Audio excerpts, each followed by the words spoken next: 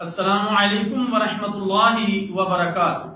الحمدللہ وکفا والصلاة والسلام علی عبادہ الذین اصطفیٰ، اما بعد، اللہم صلی علی محمد وعلی آل محمد۔ محترم سامعین کرام، گناہ کبیرہ کے سلسلہ میں آج جس موضوع پر گفتگو کرنا ہے وہ ہے سونے کا زیور پہننا۔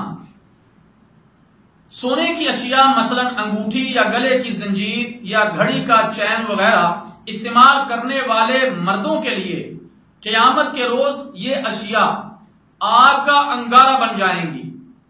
سیدنا عبداللہ بن عباس رضی اللہ تعالی عنہ کہتے ہیں کہ پیارے نبی صلی اللہ علیہ وسلم نے ایک آدمی کے ہاتھ میں سونے کی انگوٹھی پہنے ہوئے دیکھی تو آپ صلی اللہ علیہ وسلم نے اس کے ہاتھ سے اتار کر دور پھینک دی اور ارشاد فرمایا، تم سے کوئی شخص آگ کے انگارے کا قصد کرتا ہے اور پھر اسے ہاتھ میں لے لیتا ہے۔ جب آپ صلی اللہ علیہ وسلم تشریف لے گئے تو صحابہ رضی اللہ تعالی عنہ نے اس سے کہا کہ اپنی انگوٹھی اٹھا لو، یعنی اس کو اٹھا کر بیچ دو، یعنی اس سے فائدہ حاصل کرو۔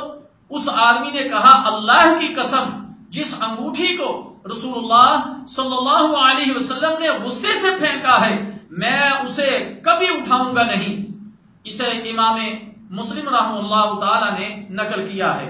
تو میرے محترم دوستو، نتیجہ یہ اخذ ہوا کہ مرد کے لیے سونے کا زیور پہننا یہ حرام ہے اور آگ میں جانے کا ذریعہ ہے۔